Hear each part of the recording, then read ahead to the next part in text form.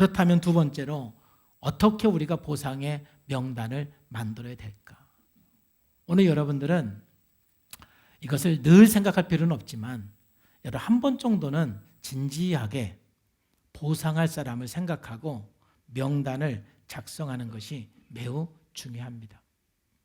보상의 명단은 한 4가지로 분류해서 여러분들이 작성을 하면 괜찮습니다. 지급 명단, 바로 이번 일주일 안에 아니면 한 달 안에 보상을 할 명단, 지급 명단.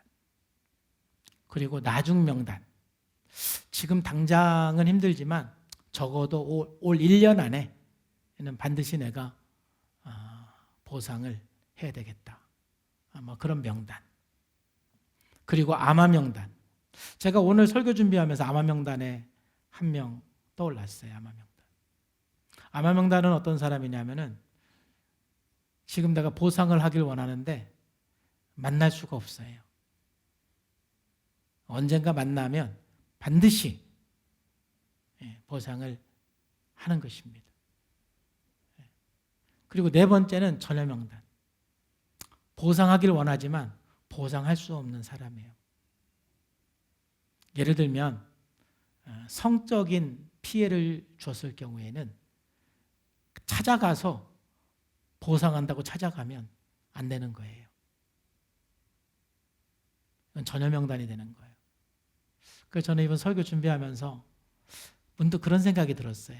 우리 아버님도 돌아가시고 어머님도 돌아가셨기 때문에 부모님도 나에게 전혀 명단 속에 들어가나?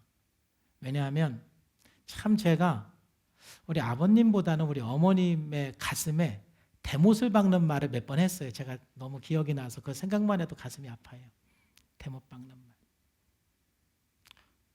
제가 8남매 중에 막내다 보니까 우리 어머님이 나이 많아서 저를 낳았잖아요.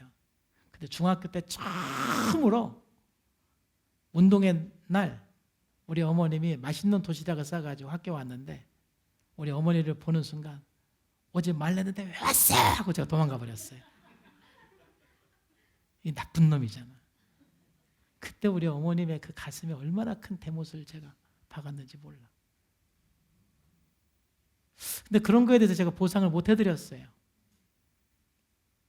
돌아가셨어. 이 설교 준비해서 가만히 이게 전혀 명단 가만히 보니까 우리 부모님도 나에게 전혀 명단인 것 같아. 참 많이 속 썩였는데 참 생각하면 참 마음이 아파요.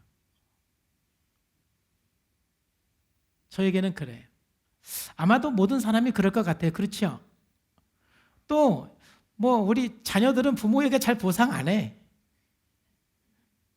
자기 자식에게 그냥 보상하는 거예요. 그러니까 이게 보니까 부모에게 할 보상을 자기 자식에게 하면서 살면 되는 것 같아.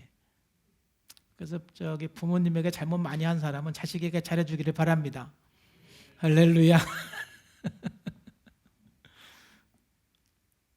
어쨌든 이렇게 좀 지급 명단, 나중 명단, 암화 명단, 전혀 명단을 우리가 기록을 해야 되는데, 자, 그럼 어떻게 하냐면 첫째는 이 명단을 작성하려면 첫째는 여러분들이 상처 주는 행동을 구체적으로 좀 점검, 여러분의 그 들보들을 구체적으로 좀 기도하고 깨닫고 점검하는 시간을 가져야 돼요. 하나님 앞에 여러분의 들보를 생각나게 해달라고 기도하셔야 돼요.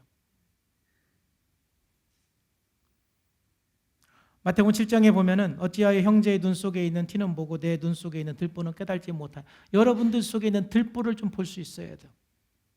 그럼 여러분들 안에 있는 들보는 뭘까? 제가 그냥 한번 정리해 봤어요. 첫째는 여러분 쓴뿌리가 들보지요. 여러분 쓴뿌리 때문에 얼마나 많은 사람들에게 아픔을 줬어요. 쓴뿌리 때문에. 이거는 이미 우리가 1단계에서 자각을 했기 때문에 여러분의 쓴뿌리 때문에 참 많은 사람들에게 상처를 준 건 여러분들이 알고 있을 거예요. 자, 두 번째, 여러분들의 들보 중에 하나는 뭐냐면은 여러분 미성숙한 언행이에요. 여러분들의 미성숙한 언행 때문에 많은 사람들에게 상처를 줬어요. 우리가 좀 성숙하면 그만큼 상처를 안 주는데 성숙하지 못해서. 그 다음에 세 번째, 무지해서. 대부분 부모들이 어렸을 때 어린 자녀들에게 많은 상처를 준 것은 무지해서, 몰라서. 또 로마 병정들이 예수님을 십자가에 못 박아서 상처를 준 것은 무지해서, 몰라서. 우리가 이 무지해서 사람들에게 상처를 주는 경우도 참 많죠. 무지가 좀 깨져야 돼요. 그리고 네 번째는 부지중에. 이게 많아요. 부지중에. 제가 부지중에 큰 아픔을 준 게 이번 생각이 나서 암화명단에 넣었어요. 암화명단에.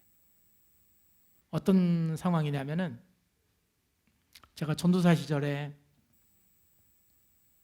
이제 지도했던 청년이 있는데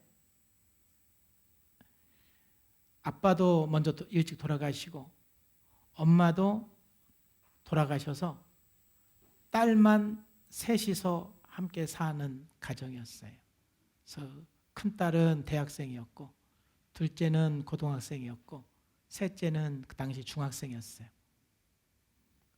그러다 보니까 그 세 자매는 그냥 저를 그냥 아빠처럼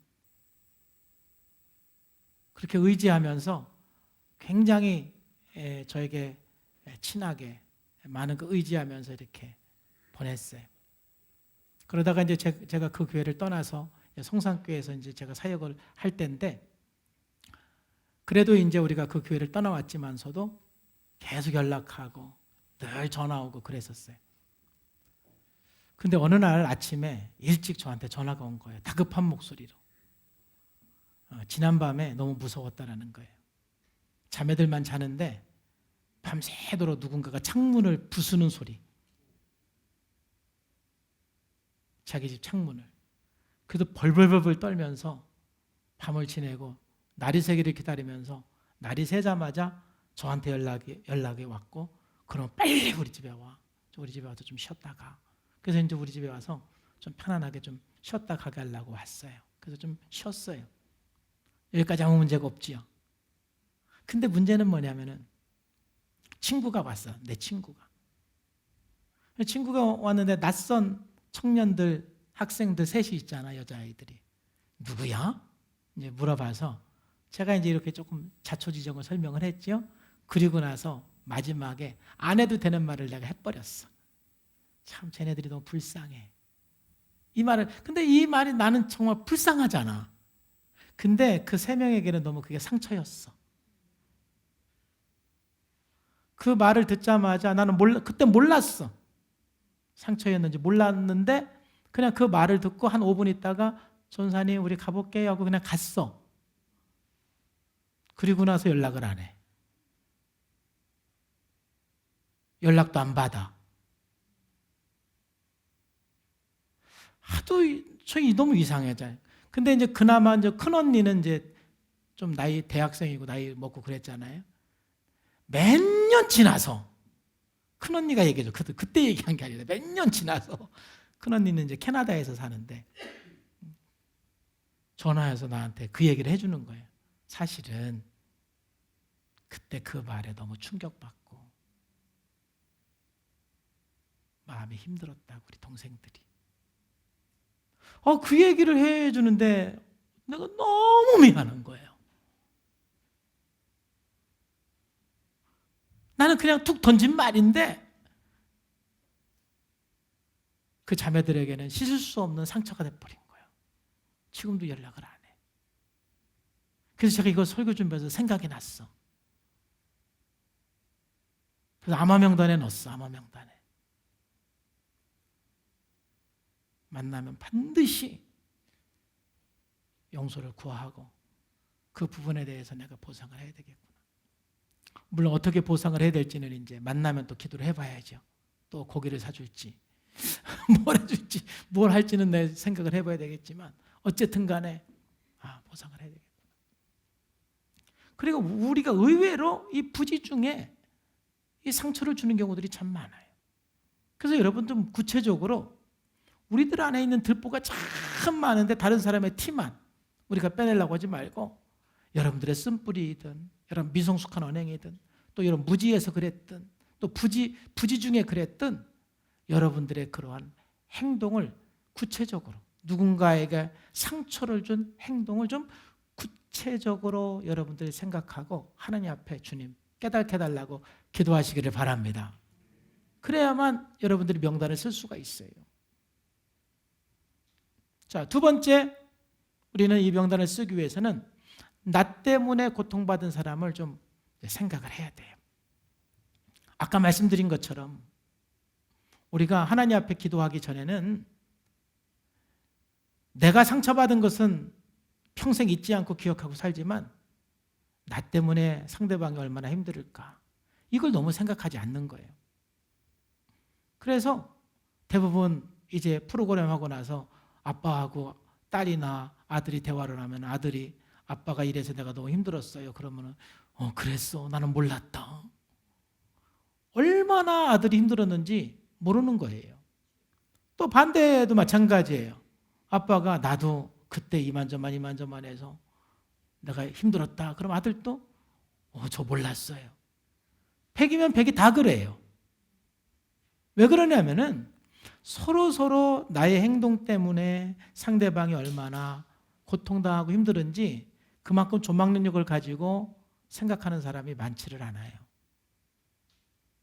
그래서 나 때문에 남편이 얼마나 힘들었을는지, 나 때문에 아내가 얼마나 힘들었겠는지, 또 나 때문에 또 자녀들이, 부모님이 얼마나 힘들었었는지 한번 여러분들의 그 들보 때문에, 여러분들의 무지, 여러분들의 부지 중에 한 행동, 여러분들의 미성숙한 성품 또는 여러분들의 쓴뿌리 때문에 여러분들의 그 주변에 있는 그 사람 중에 얼마나 많은 사람들이 고통을 당했을는지 한번 하나님 앞에 느끼게 달라고 기도하세요. 그러면서 여러분들의 조망 능력이 발달하는 거예요.